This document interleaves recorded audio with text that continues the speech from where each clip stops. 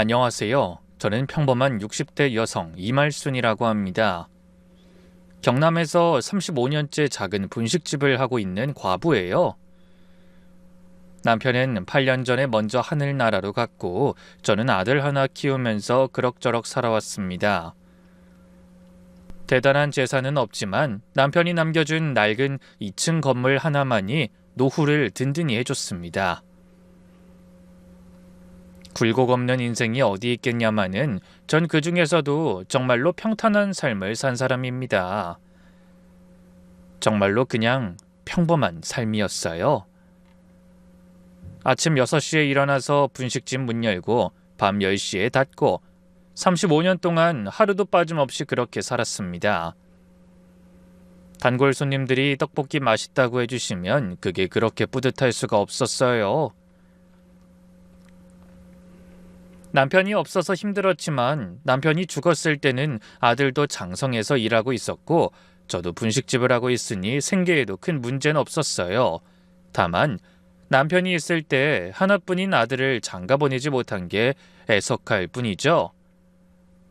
그 아들이 올해 37인데 여자만 보면 얼굴이 빨개지고 말도 제대로 못하는 쑥맥이에요. 맞선을 수십 번 봤는데 전부 실패했고 저는 이 아들 결혼 못 시키고 죽는 건가 싶어 매일 한숨만 쉬고 살았습니다.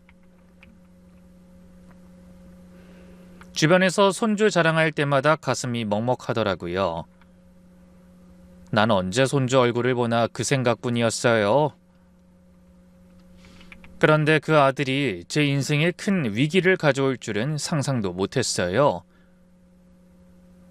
오늘 그 일을 한번 이야기해 볼까 합니다.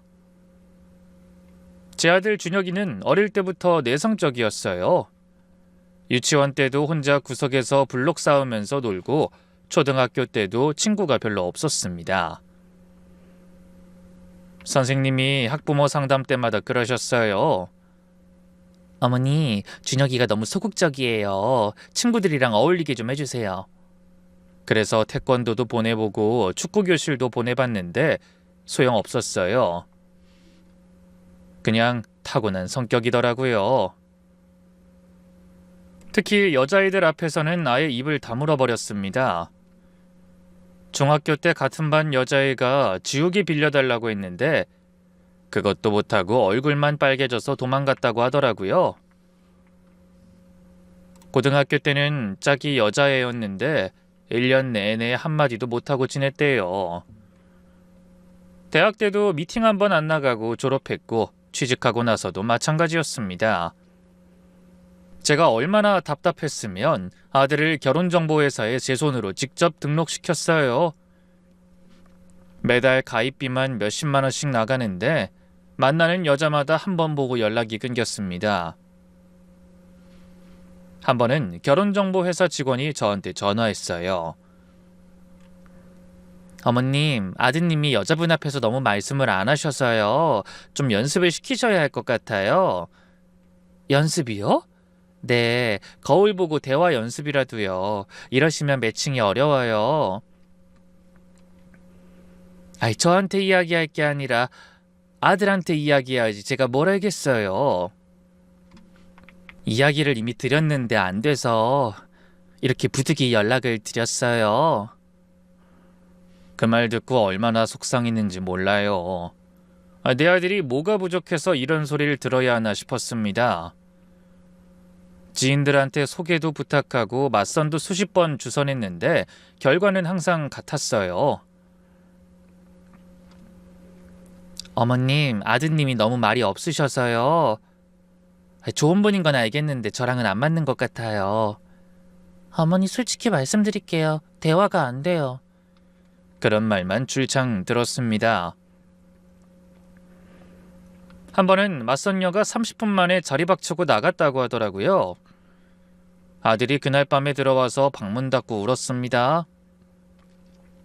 저는 문 밖에서 그 소리를 듣고 같이 울었죠.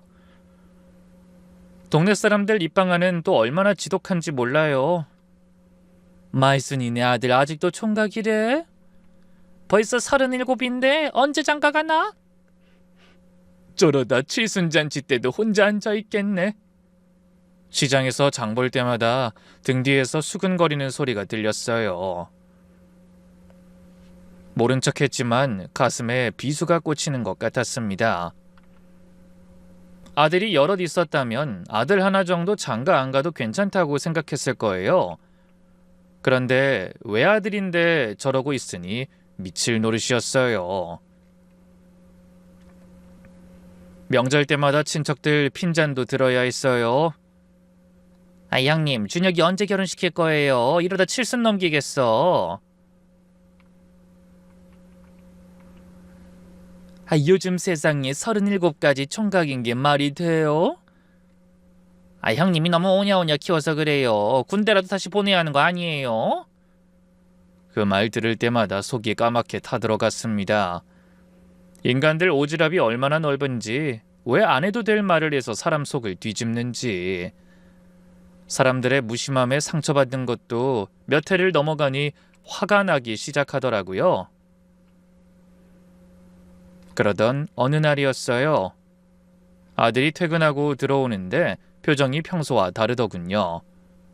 뭔가 들뜬 것 같기도 하고 긴장한 것 같기도 하고. 평소에는 다녀왔습니다 하고 바로 방으로 들어가는데 그날은 거실 소파에 앉더라고요. 엄마, 나 할 말 있어. 뭔데? 회사에서 무슨 일 있어? 아니, 그게 사실은 나 여자친구 생겼어. 저는 그 말을 듣고 귀를 의심했습니다. 37년 만에 처음 듣는 말이었거든요. 아들 얼굴을 뚫어지게 쳐다봤어요. 뭐라고? 다시 말해봐. 여자친구 생겼다고. 진짜? 진짜야? 아들이 쑥스럽게 웃으면서 고개를 끄덕였어요. 저는 그 자리에서 눈물이 났습니다. 기쁜 눈물이었어요. 집에 한번 오라고 하면 너무 부담될까? 엄마가 맛있는 거 만들어주고 싶은데. 그렇지 않아도 우리 집에 인사드리러 오고 싶대. 엄마는 언제 괜찮아? 난 언제든 괜찮아. 당장 내일이라도 괜찮지. 괜찮고 말고. 그럼 이번 주 주말에 여자친구 데리고 인사 올게. 기대감에 저는 그날 잠을 설칠 정도였습니다. 아들이 여자친구를 집으로 데려온 날 저는 아침부터 음식 준비하느라 정신이 없었어요. 새벽 5시에 일어나서 가게에 가서 임시 휴업 안내문까지 붙여놓고 시장에 갔습니다. 제일 좋은 한우 사고, 싱싱한 채소 사고, 잡채에 불고기에 전까지 상다리가 부러지게 차려놨어요. 혹시나 모자랄까봐 과일도 깎아놓고 식혜도 끓여놨습니다. 오후 2시 초인종이 울렸어요. 심장이 쿵쾅거리면서 문을 열었습니다. 아들 뒤에서 젊은 여자가 살짝 고개를 숙이고 있더군요. 첫인상이 참 얌전해 보였어요. 마른 체형에 눈이 크고 말투가 조곤조곤했습니다. 어머님 처음 뵙겠습니다. 한소희라고 해요. 90도로 허리를 숙여 인사하는 모습이 너무나 마음에 쏙 들었어요. 단아하고 참하고 인사성까지 밝으니 뭐가 더 필요하겠나 싶었죠. 아유, 잘 왔어요. 어서 들어와요. 감사합니다, 어머니. 거실로 안내하고 음식을 내왔습니다. 그 애가 상을 보더니 눈이 동그래지더라고요. 어머니, 이걸 다 준비하셨어요? 아니, 너무 많은데. 아니야, 별거 아니야. 많이 먹어요. 응? 내가 너무 들떠서 솜씨발이 좀 했어요. 감사합니다. 정말 맛있겠다. 밥 먹으면서 이것저것 물어봤어요. 아들 말로는 6개월 전에 회사 근처 카페에서 우연히 만났다고 했습니다. 제가 커피를 쏟았는데 이 사람이 휴지를 건네줬어요. 그게 인연이 됐어요. 그렇게 말하면서 아들을 바라보는 눈빛이 애틋해 보이더군요. 직업을 물어보니까 부산에 있는 부동산 컨설팅 회사에서 일한다고 했어요. 재개발 관련 업무를 담당하고 있어요. 어머니 건물도 재개발 지역이시라면서요? 죽은 남편이 남긴 허름한 건물 하나가 있는데 그게 그때 재개발 지역에 포함됐거든요. 그걸 아들이 말한 것 같더라고요. 그렇다더라. 나도 잘은 몰라. 그 근처 사는 지인이 이런저런 소식은 알려주고 있는데. 그럼 제가 도움드릴 수 있을 것 같아요. 절차가 꽤 복잡하거든요. 그 말에 저도 모르게 반가웠습니다. 재개발 절차가 복잡하다는 얘기를 들어서 걱정하고 있던 참이었거든요. 잘 아는 사람이 주변에 있으면 손해볼 일은 없겠다 싶은 그런 가벼운 마음이었어요. 아참, 여기 빈손으로 올 수 없어서 작은 거지만 준비해 왔어요. 그러면서 선물도 정성껏 준비해 왔더라고요. 무릎 안마기였는데 제가 다리가 안 좋다는 걸 아들한테 들었다면서요. 어머니 건강이 제일 중요하잖아요. 이거 매일 하시면 좋아요. 저희 부모님이 써보고 좋다고 하신 거라 괜찮으실 거예요. 아이고, 뭐 이런 걸 다 사왔어. 고맙다. 참 싹싹하고 예의 바른 아이구나 싶었습니다. 게다가 어른을 대하는 모습이 참 깍듯해 보여서 더 좋았고요. 아들도 옆에서 흐뭇하게 웃고 있는 걸 보니 더 마음이 갔죠. 그렇게 웃고 있는데 아들의 여자친구가 저한테 그런 말을 꺼내더군요. 재개발 관련된 그 건물 말인데요. 평수가 어떻게 되세요? 글쎄, 한 70평 되나? 보상금 협의는 시작하셨어요? 아직 아는 게 없어서. 혹시 다른 부동산 통해서 상담받고 계세요? 질문이 점점 구체적으로 들어오더군요. 솔직히 아들 여자친구를 초대했는데 부동산에서 일하는 직원이 온 것 같은 느낌이 들 정도였어요. 그래도 그 애가 전문적으로 일하는 분야이니 관심이 있겠거니 하는 마음으로 하나하나 답해줬는데 너무 그 이야기만 해서 제가 되물었어요. 근데 그건 왜 물어? 아, 그냥 제 직업이 직업이다 보니까요. 도움 드리려고요. 제가 하게 해주세요. 네? 위임장 하나만 있으면. 아유, 그건 언제 될지 모른다고 했어. 그 이야긴 그만하고 음식이나 먹어. 그런 거 신경 쓰지 말고, 응? 제가 그렇게 이야기했는데 그의 표정이 살짝 굳어지더군요. 하지만 금방 웃으면서 다른 얘기로 넘어갔어요. 저는 그게 좀 이상했지만 직업이 직업이니까 관심이 많은 건가 싶어서 대수롭지 않게 넘겼습니다. 지금 생각하면 그때부터 뭔가 이상했던 거예요. 그렇게 첫 만남이 지나가고 저는 1년 정도만 별 문제 없이 잘 사귀면 결혼까지도 가겠구나 하는 생각을 하고 있었어요. 그런데 첫 만남 일주일 뒤에 다시 한번 두 사람이 저희 집을 찾아왔어요. 첫 만남에서 헤어지기 전에 자주 집에 와도 된다고 말했던 터라 이번에도 인사하러 왔다고 생각했는데 뭔가 두 사람의 분위기가 심상치 않더군요. 아들은 계속 밝은 표정으로 안절부절 못하고 있었고 그 애는 뭔가 할 말이 있는 표정이었습니다. 엄마, 우리 잠깐 얘기 좀 해도 돼? 그래, 앉아. 소파에 나란히 앉더니 한참을 망설이더라고요. 아들이 자꾸 그의 눈치를 보고 그 애는 입술만 달싹거리고 뭔데? 무슨 일 있어? 왜 이렇게 말을 못해? 아들의 여자친구가 드디어 입을 열었습니다. 어머니, 사실 저희 드릴 말씀이 있어요. 뭔데 얘기해봐. 사실 저희 아기가 생겼어요. 저는 그 자리에서 멍해졌습니다. 뭐라고? 죄송해요, 엄마. 순서가 바뀌었어. 나도 그렇게 될 줄은 몰랐는데 그래도 좋은 일이잖아. 엄마가 항상 손주 갖고 싶다고 노래를 부르기도 했고. 아들은 즐거운 듯 싱글벙글하며 말했어요. 저는 할 말을 잃었습니다. 한참을 아무 말 못하고 앉아 있었어요. 너무 빨랐거든요. 아들이 그 여자를 사귄 지 3달 만에 집에 데려왔는데 벌써 임신이라니. 엄마, 화났어? 아니야. 그게... 복잡한 감정이 한꺼번에 밀려왔습니다.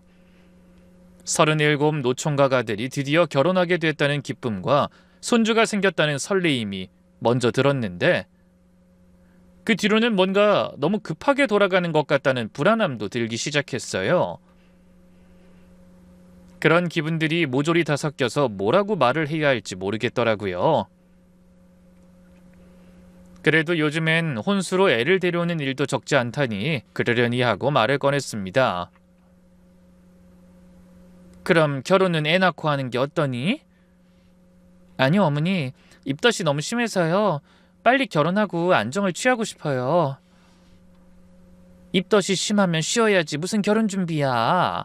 혼인신고서만 작성해놓고 결혼식은 나중에 하면 되지. 전 3개월 안에 하고 싶어요. 애 낳고 나면 몸매도 망가질 거고 한 번뿐인 결혼인데 그렇게 망가져서 하고 싶진 않아요, 어머니. 소희의 마음도 이해는 갔어요. 젊은 여자가 하나뿐인 결혼을 망가진 채로 하고 싶지 않은 건 당연했어요. 하지만 저는 몸 상태와 뱃속의 손주 걱정이 더 컸습니다. 3개월? 그건 너무 급하지 않니? 아들이 끼어들었어요. 엄마, 소희 말이 맞아. 배 나오면 드레스도 못 입잖아. 빨리 하는 게 좋을 것 같아. 그 애가 아들 손을 꼭 잡더니 눈물을 글썽이더라고요. 저도 알아요, 급한 거. 근데 이 아이가 너무 소중해서요. 빨리 안정된 환경에서 키우고 싶어요. 부모가 결혼한 상태에서 태어나게 해주고 싶어요. 아유, 그래도... 어머니, 저 진짜 준영 오빠 사랑해요. 그냥 빨리 가족이 되고 싶어요. 그 모습에 저도 마음이 약해졌습니다. 눈물까지 글썽이는데 어떻게 안 된다고 하겠어요? 아들은 완전히 들떠 있었어요. 엄마, 나도 빨리 결혼식 올리고 싶어. 결혼해서 아빠가 되고 싶고. 준혁아, 그래도 엄마 생각엔 나 37년 만에 처음이야, 이런 거. 제발 반대하지 마요. 평생 연애 한 번 못하던 아들이 처음 보여주는 행복한 표정. 저는 차마 제동을 걸 수가 없었습니다.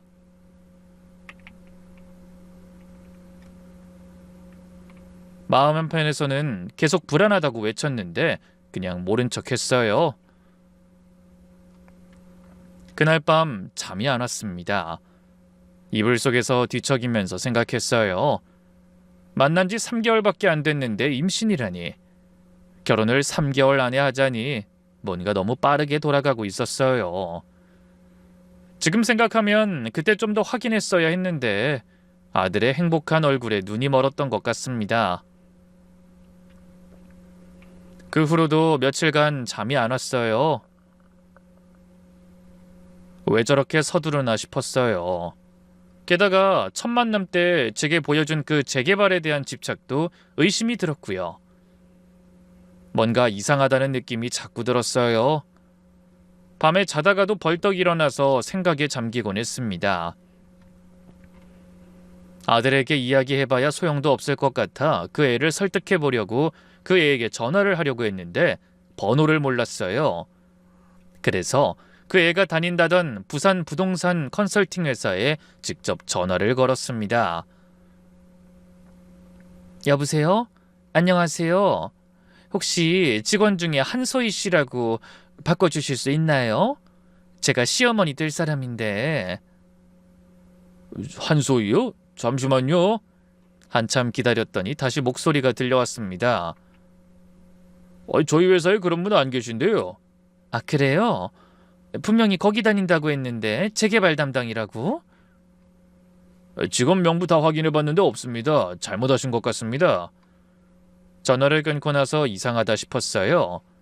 설마 하면서 비슷한 이름의 회사 2군데에 더 전화했는데 결과는 같았습니다. 그의 아버지가 공인중개사라고 했던 것도 확인해봤어요. 국가자격증 포털 사이트가 있더라고요. 거기서 이름을 검색하면 자격증 보유 여부를 알 수 있대요. 한정수. 검색 결과는 해당 자격증 없음이었습니다. 머리가 하얘지더군요. 뭔가 이상하게 돌아가는 모양새였어요. 그런 제 의심에 확신을 준 건 소희의 태도였어요. 아기 초음파 사진을 보고 나서 저도 아기를 직접 보고 싶어 같이 산부인과에 가보고 싶다고 이야기했었죠. 소희야, 나도 같이 가서 초음파 볼 수 있니? 아기 심장 뛰는 거 너무 궁금해서 그래. 지금 아니면 내가 언제 그런 거 보겠니? 어머니, 감사한데요. 아직 초기인데 요즘 입덧이 너무 심해서요. 외출하기도 힘들어요. 다음에 가면 안 될까요? 어? 검진도 안 해? 검진은 갈 거잖아. 아, 네, 다음 주에요. 다음 주에 가요. 그 후로도 몇 번을 더 얘기했는데 계속 피하기만 했습니다. 다음 주가 되면 또 다른 핑계를 대더라고요. 직장도 거짓이었고 아버지 직업도 거짓이었는데 임신까지 문제가 있는 거면 어떡하나 싶어 결국 아들한테 말했어요. 준혁아, 엄마가 소희 회사에 전화해봤는데. 뭐? 왜? 그 회사에 소희라는 직원이 없다는데 너 뭐 알고 있는 거 있니? 뭔 소리야? 그럴 리가 없어. 전화해봐 직접. 그리고 소희 아버지 공인중개사 자격증도 없더라. 아들 얼굴이 벌겋게 달아오르더니 버럭 소리를 질렀습니다. 엄마는 왜 맨날 이래? 무슨 뒷조사야? 뒷조사가 아니라 나도 걔한테 뭐 물어보려고 전화했다가 알게 된 거야. 나 37년 만에 처음 생긴 여자친구야. 아기까지 있다고. 근데 왜 엄만 자꾸 방해하려고 그래?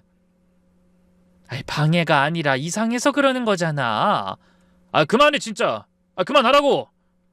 아들이 화를 내면서 방으로 들어가 버렸어요. 그날 저녁 그 애한테서 전화가 왔습니다. 목소리가 울먹이더라고요. 어머니, 오빠한테 들었어요. 어머니가 저 의심하신다고 들었는데 맞을까요? 아니, 그게 내가 너한테 물어볼 게 있는데 전화번호를 몰라서 거기 전화했던 거였어. 저 진짜 그 회사 다녔어요. 근데 한 달 전에 그만뒀어요. 입덧이 너무 심해서 퇴사했거든요. 퇴사? 네. 그래서 지금은 명부에 없는 거예요. 확인하시려면 제가 퇴직 증명서 보여드릴게요. 그래? 우리 아버지 자격증은요, 명의가 어머니 이름으로 되어 있어요. 부부 공동사업자라서요. 그래서 아버지 이름으로 검색하면 안 나와요. 그 말을 듣고 좀 멋쩍어졌어요. 내가 너무 의심한 건가 싶었죠. 어머니, 제가 증명서 보내드릴게요. 그리고 이번 주말에 아버지가 직접 찾아뵙겠대요. 오해 풀어드리려고요. 안 줘도 돼. 내가 괜히 오해한 것 같아서 미안하네. 제가 안 줘도 된다고 했지만 며칠 뒤에 정말 퇴직증명서랑 사업자 등록증 사본을 보내왔어요. 회사 이름도 맞고 이름도 맞았습니다. 사업자 등록증에는 진짜 어머니 이름이랑 아버지 이름이 같이 적혀 있더라고요. 전 그걸 보고 내가 너무 의심했나 싶어서 미안해졌어요. 아들이 그 서류를 보더니 저한테 그러더군요.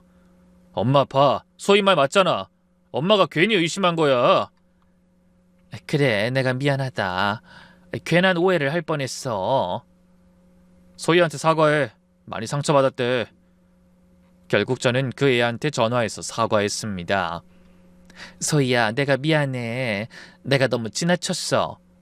아니에요, 어머니. 이해해요. 소중한 아들이니까 걱정되셨겠죠. 그래, 고마워. 앞으로는 안 그럴게. 전화를 끊고 나서 마음이 좀 놓였어요. 내가 괜히 의심병에 걸린 거구나, 그렇게 생각했습니다. 서류를 본 후로 저는 의심을 접었어요. 그냥 내가 너무 예민했던 거구나 싶었습니다. 그래서 며칠 뒤에 그의 아버지가 찾아왔을 때도 그냥 편하게 맞이했어요. 그의 아버지라는 한정수라는 사람이 직접 저희 집까지 왔더군요. 분식집 문을 열고 들어오더니 환하게 웃으면서 인사했어요. 안녕하세요. 제가 소희 아버지 한정수입니다. 네, 멀리서 오셨네요. 아닙니다. 사돈들 사이에 인사도 드릴 겸 또 어머니 재개발건도 도와드릴 겸 왔습니다. 점잖고 신뢰감 있는 인상이었어요. 부산에서 부동산 중개를 20년 넘게 했다면서 자기소개를 하더라고요. 목소리도 차분하고 말투도 점잖았습니다. 요즘 재개발 때문에 어르신들 고생 많이 하시잖아요. 이 복잡한 절차, 서류, 협상 이런 거 저 같은 전문가 아니면 힘들어요. 그래요? 네, 그 어머니도 걱정 많으실 것 같아서 제가 도와드리려고 왔습니다. 처음에는 고마운 마음이 들었어요. 이렇게 사돈될 사람이 먼저 나서서 도와주겠다는데 거부할 이유가 없잖아요. 근데 갑자기 서류 뭉치를 꺼내더니 테이블 위에 펼치는 거예요. 그 어머님, 재개발 절차가 복잡하잖아요. 어머님이 직접 하시기엔 힘드실 것 같아서 제가 도와드리려고요. 아, 네. 여기 위임장에 도장만 찍어주시면 제가 다 처리해드릴게요. 보상금 협의, 계약 뭐 이런 거 다요. 서류를 자세히 읽어봤습니다. 배운 건 없지만 35년 장사하면서 계약서는 많이 봤거든요. 보상금 수령, 계약 체결, 소송 대리 등 전권 위임이라고 적혀 있더군요. 이거 다 맡기면 내가 할 일이 하나도 없는 거잖아요. 이거 다 맡기면 제가 뭘 하나요? 아이, 어머님이 편하시라고 이런 거 어르신들 하시기 힘드시잖아요. 서류도 복잡하고 관청 왔다 갔다 해야 하고. 아이, 그래도 어차피 결혼하면 가족 아닙니까? 가족끼리 이런 거 당연한 거죠. 아직 정식 사돈도 아닌데요. 상견례도 안 했고. 솔직히 걱정이 되는 건 그거였어요. 가족이 될 거긴 하지만 아직 가족은 아니잖아요. 근데 그 순간 그 남자 표정이 살짝 굳어지더라고요. 눈빛이 차가워지는 게 느껴졌어요. 하지만 금방 다시 웃으면서 말했습니다. 뭐 형식이 뭐가 중요합니까? 어차피 할 건데. 미리 해두시면 나중에 편하시죠. 그래도 이런 건 천천히 해야죠. 오늘은 어려울 것 같아요. 제가 단호하게 거절했더니 분위기가 싸해졌습니다. 네, 그럼 다음에 다시 말씀드릴게요. 그 남자가 서류를 챙겨서 나갔어요. 나가면서 뒤돌아보는 눈빛이 좀 무섭더라고요. 웃고 있는데 눈은 안 웃는 그런 표정이었습니다. 그 남자가 나가고 나서 얼마 안 돼 그 애한테 전화가 왔어요. 어머님, 아버지한테 들었어요. 왜 그러셨어요? 어? 내가 뭘? 아버지가 도와드리려고 한 건데 아버지 마음 많이 상하셨어요. 목소리가 차갑더군요. 처음 만났을 때 그 조곤조곤하던 말투는 온데간데 없고 날이 서 있었습니다. 도움은 고맙지만 아직 이른 것 같아서 그랬어. 결혼도 안 했는데 위임장 맡기는 것도 이상하잖니. 가족도 아닌데. 어머니, 그러시면 저희가 결혼을 어떻게 해요? 아버지가 기분 나빠하시면 저도 곤란하거든요. 곤란하다니. 아버지가 안 된다고 하시면 저도 결혼 못하는 거예요. 그게 무슨 말이야. 애도 있는데 왜 결혼을 못해? 어머니, 저희 집은 아버지 말씀이 곧 법이에요. 아버지가 싫다고 하시면 끝이에요. 협박 같은 말투에 저도 모르게 화가 치밀었습니다. 하지만 아들 생각에 꾹 참았어요. 그날 밤 아들이 또 저한테 뭐라고 하더군요. 엄마 왜 그랬어? 장인어른한테 그게 뭐야? 준혁아, 그 위임장 내용 알아? 전권 위임이야. 엄마 재산 다 맡기라는 거야. 그냥 도와주시겠다는 거잖아. 왜 자꾸 나쁘게 생각해? 나쁘게 생각하는 게 아니라. 엄마, 내가 결혼하는 거 싫어서 이래? 언젠 결혼 좀 하라며. 결혼만 하면 바랄 게 없다며. 엄마 때문에 이 결혼 엎어지면 나 2번 다시 엄마 얼굴도 안 볼 거야. 아들은 끝까지 제 편이 아니었습니다. 그날 밤도 잠이 안 왔어요. 그 후로 일주일 동안 아들이 저랑 말을 안 했어요. 밥도 같이 안 먹고 퇴근하면 바로 방으로 들어가 버리더군요. 37년을 키운 아들인데 이렇게 멀어지는 게 너무 힘들었습니다. 밥 차려놓으면 씻기만 하고 말 걸어도 대꾸도 안 하고 분식집에서 일하면서도 자꾸 눈물이 났어요. 단골 손님이 물었습니다. 아이 사장님 무슨 일 있어요? 요즘 안색이 안 좋아요. 아니에요. 괜찮아요. 괜찮지 않았어요. 아들이랑 이렇게 멀어진 적이 처음이라 너무 힘들었습니다. 일주일 만에 아들이 제 방문을 두드렸어요. 들어오더니 갑자기 무릎을 꿇는 거예요. 엄마, 상견례는 할 수 있지? 소희가 상견례라도 하자고 그랬어. 그때 다시 이야기하자고. 준혁아 일어나. 소희가 요즘 스트레스 받아서 아기한테 안 좋대. 입덧도 심해졌고. 엄마, 나 그 여자 아니면 진짜 평생 혼자 살아. 위임장 이야기는 그때 가서 이야기하는 건데 나 생각해서라도 제발 긍정적으로 생각해줘. 어? 아들 눈에 눈물이 고이더라고요. 코끝이 빨개지면서 목소리가 떨렸어요. 나 맞선 몇 번 봤는지 알지? 30번 넘게 봤어. 다 거절당했어. 여자들이 나보면 한숨 쉬면서 가더라고. 준혁아, 근데 소희는 날 좋아해. 나 같은 쑥맥을 좋아해준다고. 내가 말 없어도 괜찮다고, 그냥 옆에 있어줘서 고맙다고, 그런 말 처음 들어봤어. 이번 기회 놓치면 나 진짜 끝이야, 엄마. 제발. 그 말에 가슴이 무너지는 것 같았습니다. 아들이 처음으로 간절하게 매달리는 모습에 저도 눈물이 났어요.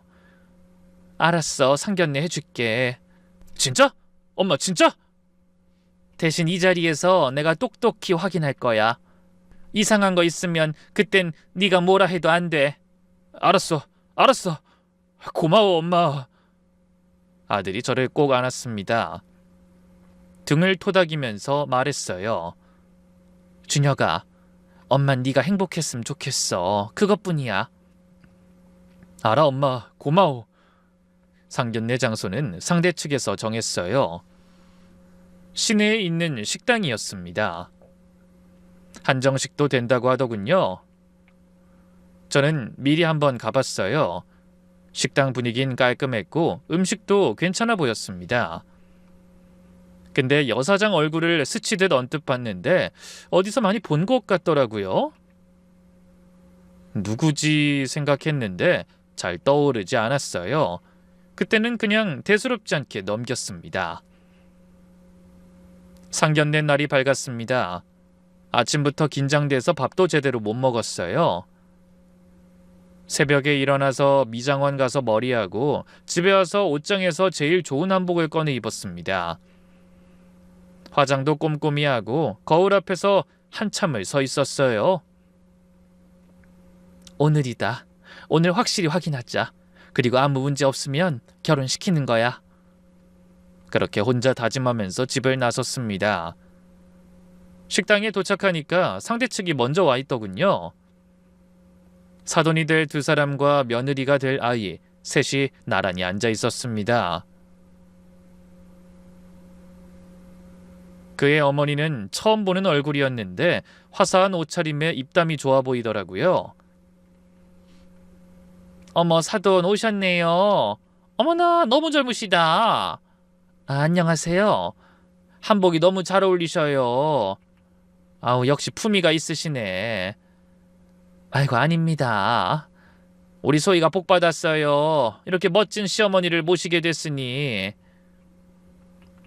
과한 칭찬에 좀 어색했지만 일단 웃으면서 자리에 앉았습니다. 사돈어른 될 분이 점잖게 인사했어요. 지난번에 제가 좀 급하게 굴었죠? 죄송합니다. 그냥 빨리 도와드리고 싶은 마음에 그랬어요. 아, 네, 괜찮아요. 오늘은 편하게 식사만 하시죠. 어려운 얘긴 나중에 해요.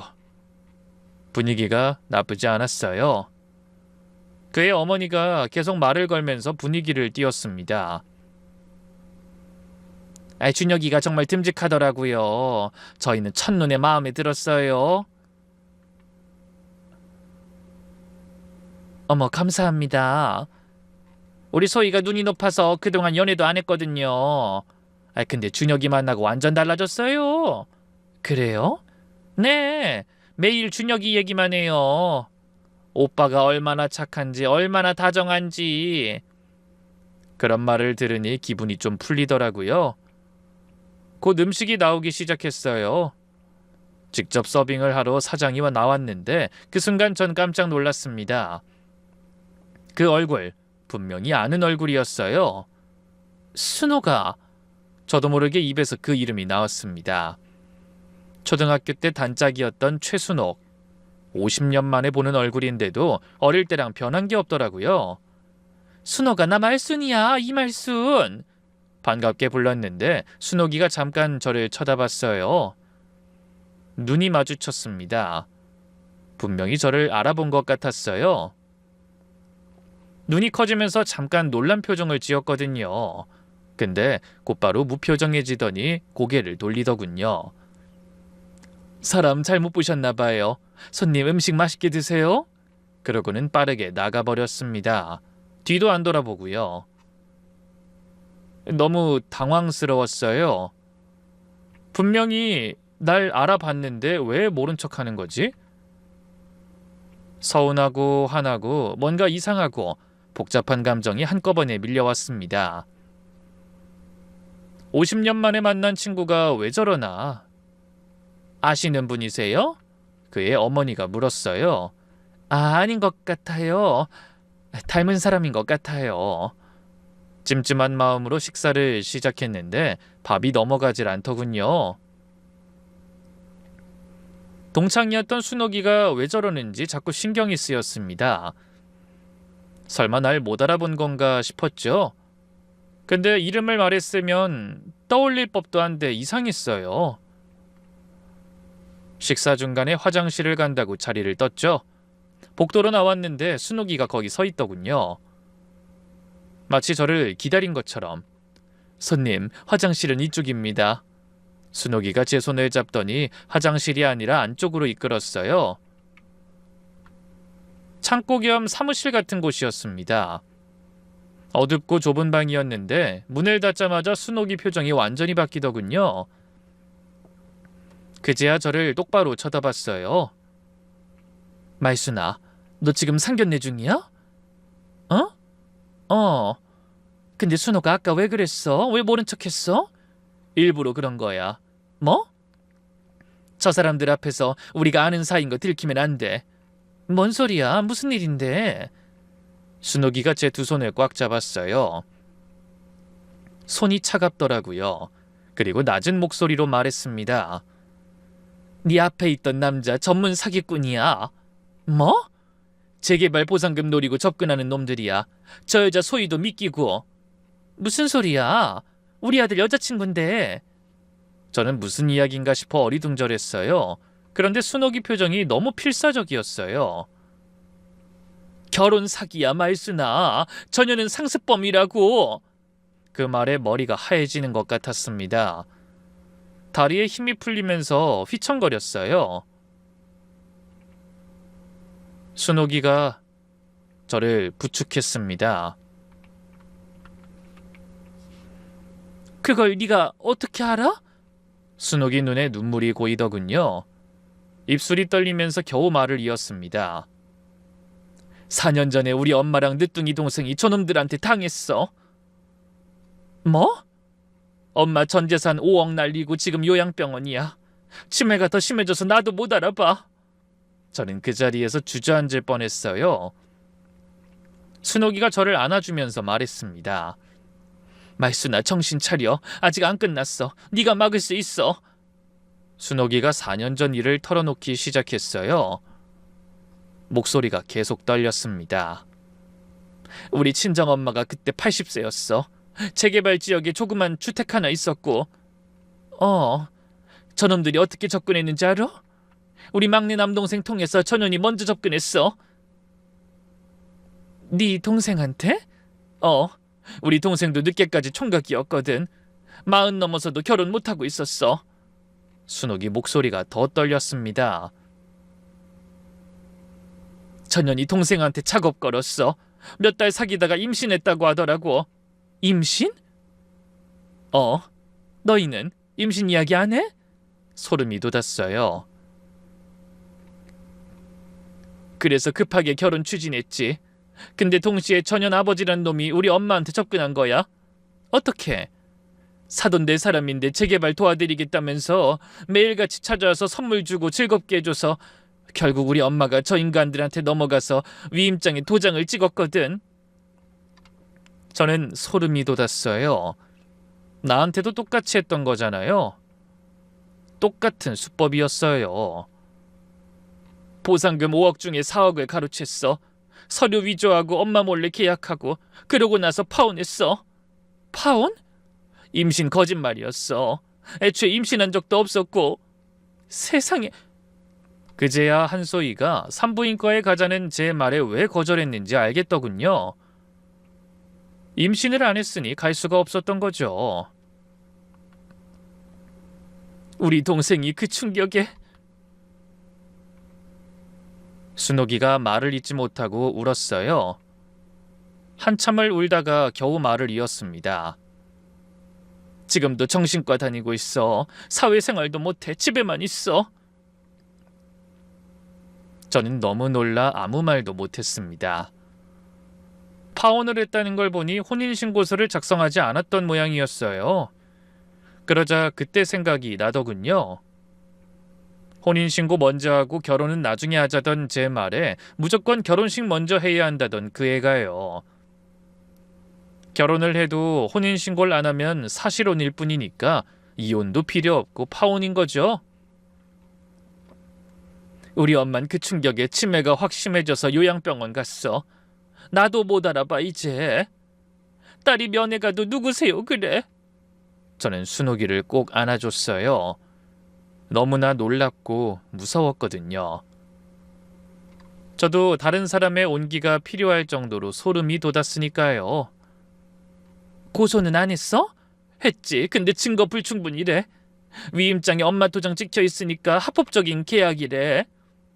민사 문제라고 떠넘기고 경찰이 제대로 안 해.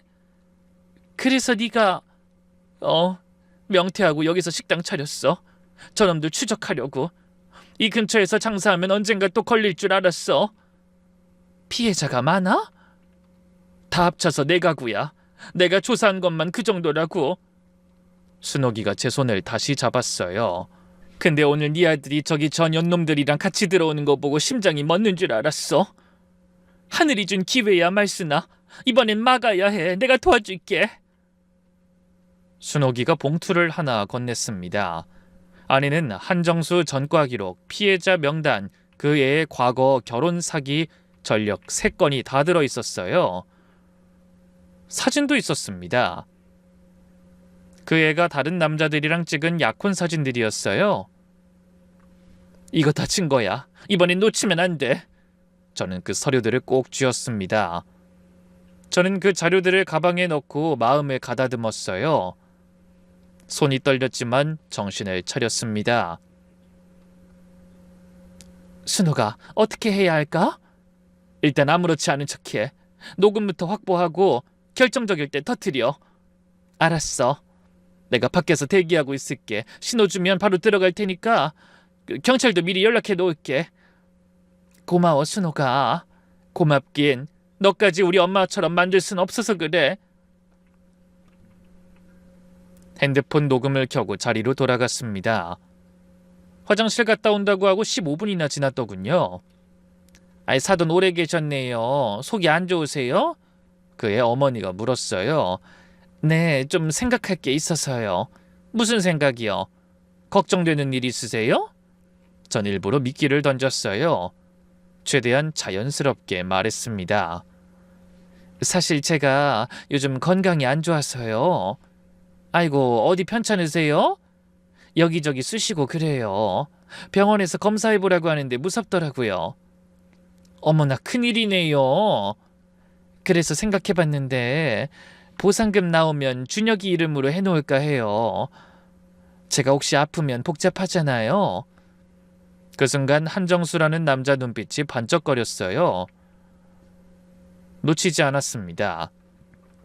입꼬리가 살짝 올라가더라고요. 아, 좋은 생각이시네요. 그 아드님 앞으로 해놓으시면 나중에 세금 문제도 편하고. 그래요?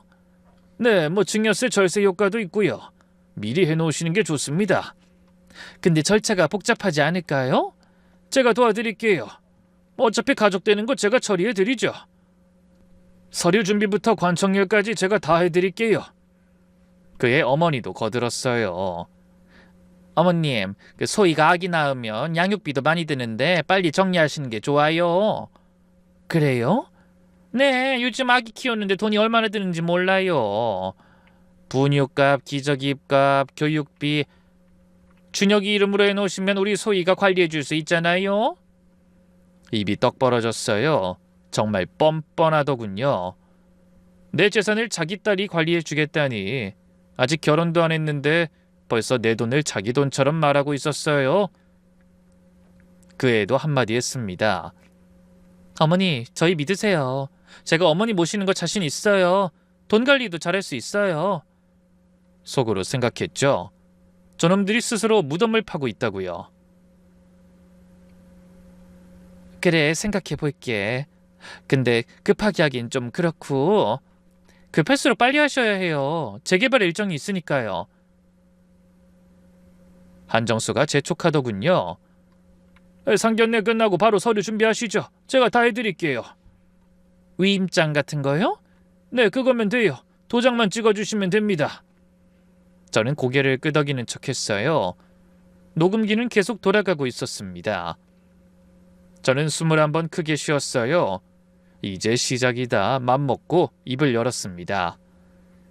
사장님, 제가 크게 부르니까 순옥이가 바로 들어왔어요. 테이블 앞에 서더군요. 눈빛이 단단했습니다. 왜 그러세요, 손님? 사장님, 이분들 혹시 아세요? 한정수랑 그의 어머니 얼굴이 순간 굳어졌어요. 서로 눈치를 보더라고요. 순옥이가 천천히 그 사람들을 둘러보더니 입을 열었습니다. 네, 알죠. 어떻게 아세요? 4년 전에 우리 친정어머니 재산 5억 사기친 사람들이에요. 테이블 위 공기가 얼어붙었습니다. 아들 준혁이가 멍하니 절 쳐다봤고 한정수는 벌떡 일어났어요. 뭔 개소리야? 지금 누구한테 사기꾼이래? 개소리가 아니라 사실이잖아요, 한정수 씨. 사기죄 전과 2번 맞죠? 순옥이가 차갑게 쏘아붙였습니다. 한정수 얼굴이 일그러지더군요. 그의 어머니가 끼어들었어요. 야, 이게 뭔 짓이야? 사돈대 사람들 앞에서 이런 누명을 씌워? 누명? 저는 가방에서 서류를 꺼내 테이블 위에 펼쳤어요. 이것도 누명이에요? 한정수 전과 기록이 맨 위에 있었습니다. 사기죄 2범, 각각 집행유예. 그 밑에는 그 애의 과거 결혼사기 파혼 전력 3건, 피해자 4가구 명단과 피해 금액까지 다 펼쳐놓으니까 그 사람들 얼굴이 하얗게 질리더라고요. 그 애는 입술이 파르르 떨리고 있었어요. 아들 준혁이가 떨리는 목소리로 물었죠. 엄마, 이게 뭐야? 내 결혼식 망치려고 지금 아무 말이나 막 하는 거지? 정신 차려. 넌 이걸 보고도 아직 그런 말이 나와? 아니, 무슨 소리야? 이해가 안 돼. 갑자기 이게 무슨 일인데? 저 여자가 전문 결혼 사기꾼이라잖아. 너한테만 그런 게 아니라 다른 남자 3명한테도 똑같이 했다고. 아들이 그 애를 쳐다봤어요. 소희야, 이게 사실이야? 아니지? 그 애가 갑자기 눈물을 뚝뚝 흘리면서 아들 손을 잡았어요. 오빠, 나 아니야. 오해야. 저 아줌마가 거짓말하는 거야. 나 진짜 오빠 사랑해. 뱃속에는 오빠 아이가 있다고. 아들이 흔들리는 게 보였어요. 전혀 눈물에 또 속으려고 하더라고요. 이것도 오해야? 한소희에게 당한 남자들의 신상을 테이블 위에 올렸습니다. 그리고 말했어요. 이 중에 아무나 영상통화 지금 해볼까? 그 사람들이 널 알아보는지 못 알아보는지. 한소희가 순간 아무 말도 못하고 입술만 잘근잘근 깨물더군요. 그때 한정수가 테이블을 쾅 치면서 소리를 지르더군요. 야, 이건 명예훼손이야. 고소할 거야. 당장 변호사 부를 거야. 저는 눈 하나 깜짝 안 하고 받아쳤습니다. 고소 좋지. 나도 할 말 많아. 뭐? 근데 그 전에 이것 좀 봐라. 이걸 보고도 네가 그런 말을 할 수 있나? 저는 마지막 카드를 꺼냈어요. 순옥이가 피해자들을 통해 입수한 문자 메시지 기록이었습니다. 그 애가 친구한테 보낸 메시지들이 기가 차더군요. 이번 남자 37살 노총각 쑥맥이야. 엄마가 재개발 건물주래 9억짜리. 임신한 척하면 바로 넘어올 듯. 개꿀. 여자 손 한 번 못 잡아본 놈이라 조종 개쉬움. 아들 준혁이 얼굴이 일그러졌어요. 손이 부들부들 떨리더군요. 소희야, 임신도 거짓말이었어? 그 애가 당황해서 말을 더듬었어요. 그건 아니야. 근데 유산됐어, 어제. 어제? 어느 병원이니? 가서 진료 기록부터 볼까? 제가 쏘아붙였더니 그 애가 입을 다물어 버렸어요. 그의 어머니가 대신 나섰습니다. 야, 이 늙은 것이 증거가 뭔 증거야? 다 조작한 거 아니야? 조작? 피해자인 그 사람들이 다 조작이야? 어? 어디서 말이 안 되는 소리 씹으려? 뭐? 이 할망구가 노망난낱 분식집이라는 주제 감히 우리를 모함해? 분식집? 그래, 나 분식집 한다. 그것도 35년 동안 성실하게 했어. 너희 같은 정신 나간 사기꾼들이랑은 차원이 달라. 내가 맞는 말 하는데 뭐 어쩔 거야? 뭐야, 이 미친년이? 그의 어머니가 소리 지르면서 저한테 달려들려고 하더군요. 순옥이가 막아섰어요. 손대면 폭행죄 추가야. 어디 한번 해봐. 그때 한소희가 갑자기 울음을 뚝 그치더니 비웃었어요. 완전히 다른 사람 같은 얼굴이었습니다. 지금까지 봤던 그 조곤조곤하고 순수한 표정은 온데간데 없고 싸늘한 눈빛이 되어 있더라고요. 아줌마, 증거 있으면 뭐해요? 경찰 가봤자 민사 문제일 건데. 뭐? 우리도 한두 번 해본 거 아니거든. 위임장에 도장만 안 찍으면 돼. 그럼 증거 없어. 솔직히 오늘 도장만 받았으면 끝났는데. 그년이 혀를 차면서 어이없는 말을 태연스럽게 하더군요. 아, 진짜 쓸데없이 의심 많아가지고 일 다 망쳤네. 뭐? 지금 뭐라고 했어? 반성은 못할 망정. 왜 사실인데? 솔직히 아줌마 아들 같은 쑥맥이 제일 쉬워. 여자가 조금만 관심 보이면 다 넘어오거든. 37년 동안 여자 손 한 번 못 잡아본 놈이 뭘 알아? 한 번 놀아주면 집에 있는 재산이며 가족까지 갖다 바칠 인간들이야. 아들 준혁이가 그 자리에서 무너지더군요. 저는 피가 거꾸로 솟는 것 같았어요. 분노로 몸이 떨렸습니다. 니년이 사람이야? 이 정신나간 년이 지금 누구한테 그딴 막말을 짓거려? 80 넘은 노인네 속여서 없던 병도 걸리게 만들고 그 아들 정신병원 보내놓고 이제 내 아들까지 속여 먹으려고? 더러운 쓰레기 같은 인간들아! 아이 시끄러! 증거 없으면 끝이야. 어디 한번 고소해봐. 한정수가 소리 질렀어요. 그래, 고소한다. 근데 그 전에 너희 얼굴 세상에 다 알려줄 거야. 뭐? 유튜브에 뉴스에 동네방네 다 소문낼 거야. 이 동네에서 너희가 다시는 사기 못 치게. 이 미친년이! 한정수가 테이블을 엎으려고 하는 순간 식당 문이 열리면서 경찰이 들어왔어요. 순옥이가 미리 신고해둔 거였습니다. 신고받고 왔습니다.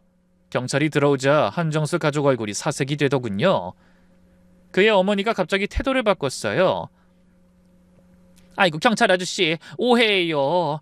우리가 무슨 사기꾼이에요. 그냥 상견례하다가 말다툼이 생긴 거예요. 하지만 소용없었습니다. 순옥이가 준비한 증거가 너무 많았거든요. 경찰이 현장을 정리하기 시작했어요. 그리고 경찰서로 모두 향했습니다. 저도 아들도 참고인 조사를 위해 가야 했죠. 그리고 순옥이가 미리 연락해둔 피해자들도 하나둘 도착하더군요. 한 분은 70대 할머니였어요. 지팡이를 짚고 힘겹게 들어오셨는데 한정수를 보자마자 손가락으로 가리키셨어요. 저놈이야. 저놈이 내 땅 빼앗아갔어. 할머니, 진정하세요. 손자 학비도 못 대주고 병원비도 못 내. 다 저놈 때문이야. 아직도 난 폐지를 줍고 다녀. 돈이 없어서. 할머니가 울면서 소리 지르시더군요. 보는 사람들 마음이 다 아플 정도였어요. 참, 이 사기꾼들이 나쁜 게요. 꼭 없는 사람들 등쳐먹는다는 점이었어요. 평생을 호사스럽게 살지 못하고 고생만 해온 어른들을 저렇게 속이고 싶을까요? 그리고 곧 순옥이 남동생도 경찰서에 왔어요. 얼굴이 많이 수척해 보이더군요. 눈에 생기가 없었어요. 저 여자가 임신했다고 해서 저도 결혼하려 했습니다. 근데 다 거짓말이었어요. 저는 그때 정말 죽어버리고 싶었어요. 엄마한테 폐만 끼치고 제가 살아 뭐하나, 그런 생각만 들고. 한정수 가족은 그런 상황에도 뻔뻔하게 고개를 쳐들고는 누명이라고 우기더라고요. 경찰이 조사를 시작하면서 더 충격적인 사실이 드러났어요. 한정수 일당이 저한테 접근한 경위가 밝혀진 거예요. 부동산 업자한테 돈을 주고 저를 비롯한 재개발 지역 정보를 샀더군요. 재개발 지역 건물주 중에 과부가 있는지, 아들이 총각인지, 재산은 얼마나 되는지 그런 정보를 돈 주고 사서 먹잇감을 정한 거였어요. 특히 제가 초반에 의심해서 한소희가 제게 보내준 서류들 있죠? 퇴직증명서니 공인중개사 자격증이니 알고 보니 다 조작된 서류였더라고요. 저를 속이려고 아주 작정을 했더군요. 그걸 경찰에게 듣고 나니 정말 그때 좀 더 알아볼 걸 하는 생각이 들 정도였어요. 그때 제대로 알아봤다면 이렇게까지 아들이 상처받진 않았을 텐데 말입니다. 아들이 받은 상처는 너무나 깊어 보였습니다. 하긴 이제 곧 결혼해서 토끼 같은 마누라에 떡두꺼비 같은 아들 낳아 기를 생각에 얼마나 설렜겠어요. 처음부터 다 계획이었던 거야? 이게 진짜 사실이라고? 아들 준혁이가 떨리는 목소리로 물었어요. 준혁아, 잊어라. 그 여자는 네 인연이 아니었던 거야. 그리고 결정적인 증거가 또 나왔어요. 경찰이 그의 핸드폰을 압수해서 확인했는데 제 전 재산을 다 조사해놓고 아들을 이용해서 빼먹으려던 계획이 다 적혀 있었어요. 심지어 제가 건강 안 좋다고 말할 거라는 것까지 예상하고 시나리오를 짜놨더라고요. 경찰이 한소희한테 물었습니다. 이거 설명해 보세요. 그건 그냥 메모한 거예요. 사업자료고. 사업자료에 왜 개인 재산 정보가 있습니까? 더 이상 변명할 거리가 없었는지 아무 말도 못하더군요. 게다가 증인이 넘치고 넘치지 인정을 안 하는 게 더 이상했죠. 그리고 몇 달 지나지 않아 재판 결과가 나왔습니다. 한정수는 사기죄, 문서위조죄 등으로 구속돼서 징역 5년을 받았어요. 한소희 어머니도 사기 공모죄로 징역 2년, 한소희는 사기 방조로 집행유예 3년을 받았습니다. 민사소송도 진행됐어요. 피해자 총 4가구가 공동으로 손해배상 청구를 했고 승소했습니다. 한정수 일가 재산 전부 압류돼서 피해자들한테 일부나마 배상이 됐어요. 모든 게 끝나고 나서 한동안 멍했어요. 하마터면 전 재산 9억을 사기당할 뻔했고 아들까지 인생을 망칠 뻔했습니다. 생각만 해도 아찔하더라고요. 밤마다 악몽을 꿨어요.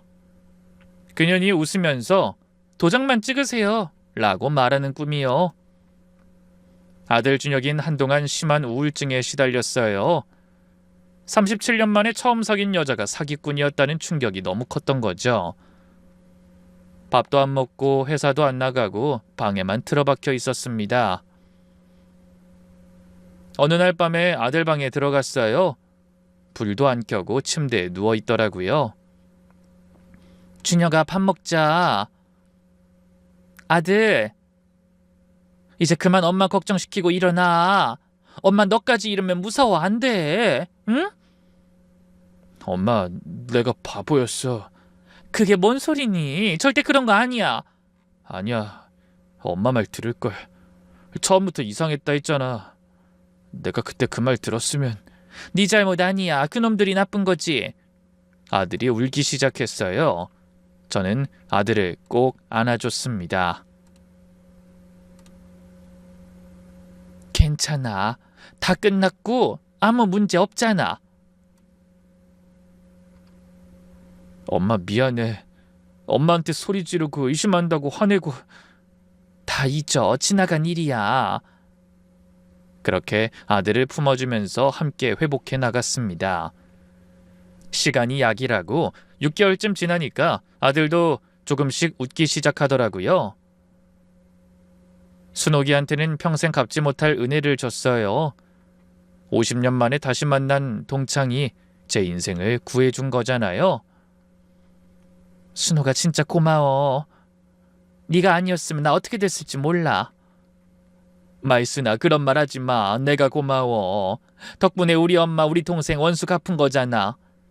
너희 엄만 요즘 어떠시니? 여전히 요양병원이야. 근데 이번 일로 조금이나마 마음이 풀렸어. 저놈들 감옥 간 거 알려드렸더니 그날은 날 알아보시더라고. 정말? 순호가 하시면서 손잡으시더라. 그거 하나로 됐어. 지금도 매주 순옥이 식당에서 만나요. 맛있는 식사하면서 수다 떨고 옛날 이야기하고 50년 전 초등학교 시절로 돌아간 것 같아서 좋습니다. 재개발 보상금은 무사히 받았어요. 그 돈으로 아들 전세 얻어주고 나머진 제가 노후 자금으로 모아뒀습니다. 그리고 아들은 그 이후로 여자라면 학을 뗄 것처럼 굴더니 곧 괜찮은 여자를 만나 결혼하게 됐습니다. 진짜 며느리는 얼마나 착한지 몰라요.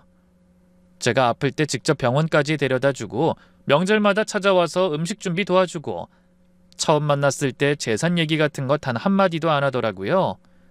그냥 어머니 건강하세요 라고만 몇 번을 말했어요. 나쁜 여자한테 꼬여서 집안 망할 뻔했다가 얻은 복덩이 같은 며느리라 제가 참 아낍니다. 이 일을 겪으면서 배운 게 있어요. 처음에 의심났을 때 확실히 확인했으면 덜 고생했을 거예요. 가짜 서류에 속아서 의심을 풀었던 게 가장 큰 실수였습니다. 하지만 끝까지 포기하지 않아서 막을 수 있었어요. 긴 이야기 들어주셔서 감사합니다. 여러분 가정에 늘 평화와 행복이 가득하길 바랍니다. 나쁜 사람들한테 속지 않게 당부드립니다.